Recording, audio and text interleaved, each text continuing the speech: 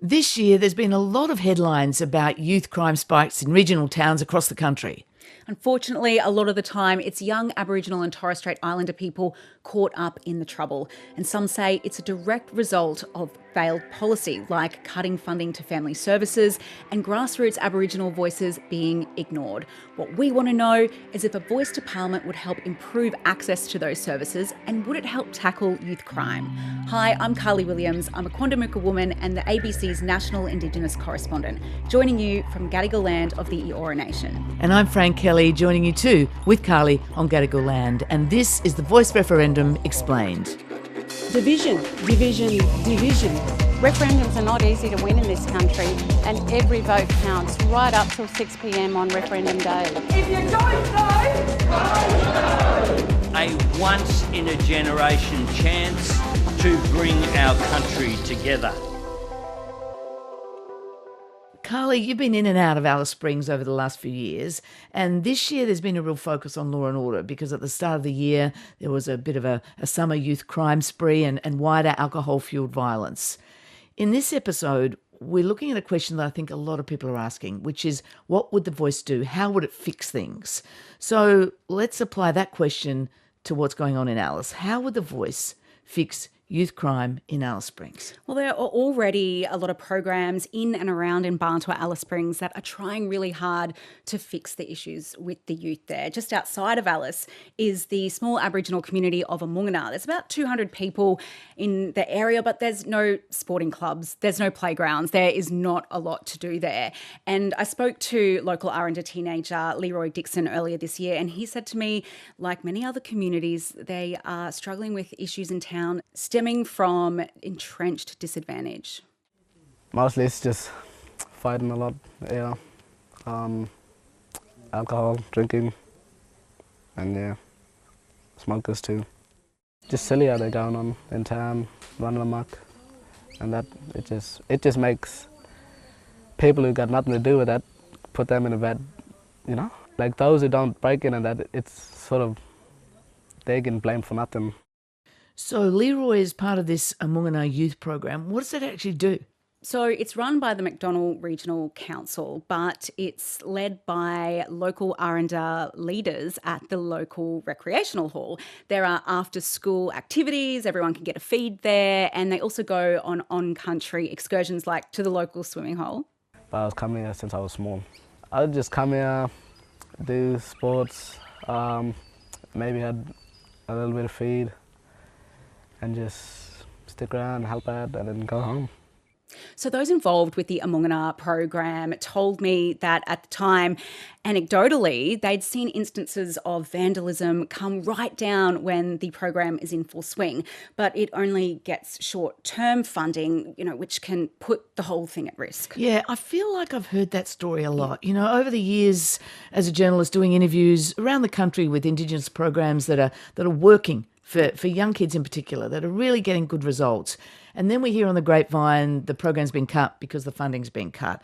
Sometimes, if they're lucky, a bit of media attention on that can get their funding restored, but that's really ad hoc. The problem seems to be again and again this lack of certainty, government certainty and focus on programs that are actually working. So in this episode, we're going to speak to two First Nations people that work with First Nations kids, but they have two very different views on the Voice. I am voting yes because I know all too well on the ground where I work with on the whole face of the community that their voices have to be heard. No, in all honesty, I've made up my mind and I can be a stubborn man when I want to be. We really don't have enough information about what this particular Voice to Parliament will be able to do. So there you have it. There's a yes. Yes, and a no. And a no from two First Nations people that work with First Nations kids. Let's start with Ian Brown. He's a Wurruruai man from the Gomeroi Nation, born and bred in Moree in northern New South Wales. And Ian's helped devise the Moree Aboriginal Leadership Program, and it's supported by Just Reinvest. Yeah, so Just Reinvest, so everyone understands, it's a terrific model that was devised in the town of Burke. And the whole point of it, basically, it's a grassroots model. It brought everyone in the town together, the youth, the leaders, the business people, the police and all the services, to address the causes of crime rather than waiting for the kids to offend, or the adults, anyone, to offend and end up in prison. So the stats for success from this in Bourke are quite outstanding. Police say that they reported a 72% downturn in youth crime in Bourke over the last Christmas holidays. That's in comparison to the year before. I mean, that's an incredible success rate, really. Yeah, they were doing well. And Ian says a lot of the work they're focusing on in Moree down the road is making departments talk to each other, different departments talking to community leaders. So it's about getting, say, the Justice Department to speak to the Health Department and, community services. So they can all be on the same page and they're listening to information coming from the Aboriginal leaders who are working with the kids, and then they can put that into action. It sounds kind of technical, but this sort of cooperation between departments is vital. Otherwise, kids can slip through the cracks. In any kind of situation, whether you're talking about service delivery or if you're just talking about relationships in general, if there is no communication and honest and transparent and inclusive communication occurring within those respective spaces, then the relationships are going to break down and the outcomes that we're hoping to achieve aren't going to be as fruitful as one would hope. That's the Moree model, and something needs to change, Fran. In New South Wales, on any given night, more than 50% of the kids locked in their cells are Indigenous. That's an incredible statistic. And that's despite them making up just 7% of the youth population in the state. So Ian Brown says the Moree model can work because it's Moree people making decisions for what's best for the Moree community. I did partner with Just Reinvest Moree and my aunt Gwenda Stanley to be able to run a cultural camp up at Copton Dam over the June long weekend, which was great because we was able to interact with the young people and actually hear what they want to see within our community, what activities would actually mean most to them. And I guess the real focus that we want to take within this Moree Aboriginal Leadership Group is to actually lean into the knowledge that we have within community, and that's inclusive of the young people too. Yeah, and youth programs are not one size fits all across regional towns and different mobs and nations. Like on my family's country, Minjerribah, North Stradbroke Island off Brizzy, the youth social justice program there over the school holidays takes kids out to gather quampies and yugaries. Well, Carly, what's quampies? Oh, they're this gorgeous little shellfish with pearls in, and then they cook them on the beach afterwards, and that helps kids stay connected and feel belonging. And it's really working for them because the point is it's local people on the ground deciding what's best for them and leading their own initiatives. Local solutions. That's what Ian's all about too, local solutions, but he's voting no. Yeah, Carly, I thought The Voice was all about local solutions, local voices being heard. I spoke to Cheryl Kikatucker. We heard from her at the start of the ep. She's voting yes because she hopes The Voice will listen to and allow, guess what, local solutions. For us, hopefully it's going to make our work a little bit easier, that we don't have to consistently prove ourselves over and over and over again. We can actually say, well, hang on a minute, we'll go and get our community together. Here's their voice. You can listen to it directly, not through a second or third channel. Cheryl's the head of an organisation called Koya, which operates on the ground in Perth in Swan, which has the largest Indigenous population there in WA. She's also a former basketballer, and she uses sport to get disengaged kids back into the community and back on track. Sport's a great an instigator of getting kids into a community that have been outside the community or haven't participated in school or have financial issues or mental health issues or so much trauma they just can't get out of bed. So we generally tackle the families and kids who really struggle, to have a life, I guess. And she says it's really working, that their programs are really getting great results. I can tell you firsthand because I'm a basketball coach as well, and I've been coaching senior girls for a long time. And I can tell you now, the girls that I coached, for the last 7 odd years, they are now 18, and every single one of those girls have a job. So that just shows you what's needed. Teaching kids to look at themselves with a different lens and not become the pigeonhole that they get when they do go to schools or when they're in community or they see in the mass media. But you've got to challenge that vision out there of what people think they are. Once that happens, anything's possible. So Cheryl's an optimist. She's hopeful that A Voice will make programs like hers easier, more effective and permanent. Well, Ian isn't convinced.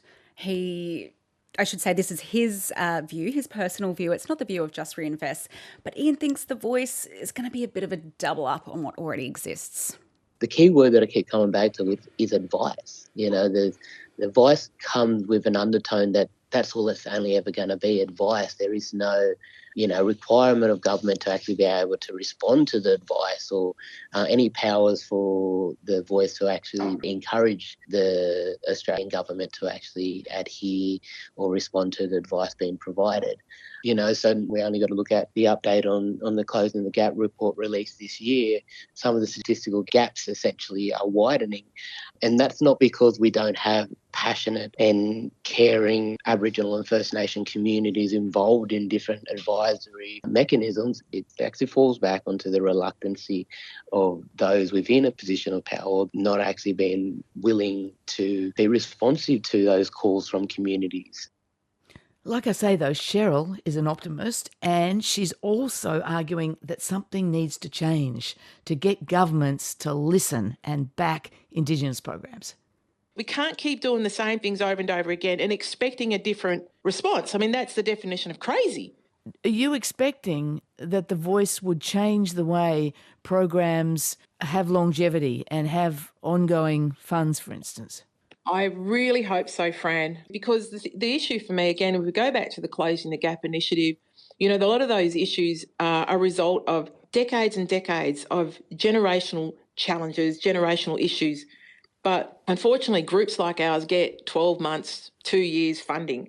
And so if you ask me, is a generational issue, it needs generational funding. And we need that thinking at all levels of government. And I know that the people that will go onto these committees, they live by this stuff. They know it, so hopefully it'll trickle through to all of the departments once The Voice is established, that we actually have to change the system because it's not working.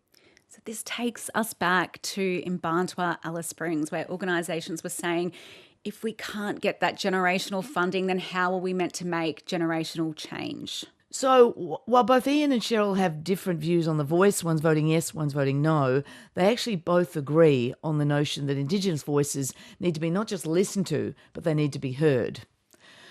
You know what they say in politics, Carly, the only poll that counts is the one on election day, or in this case, referendum day. And that's when you get to make up your mind. And referendums are hard in this country. We've had 44 in Australia and only 8 have made it over the line. Next week, we're going to take a closer look at these referendums, why they won and why they failed.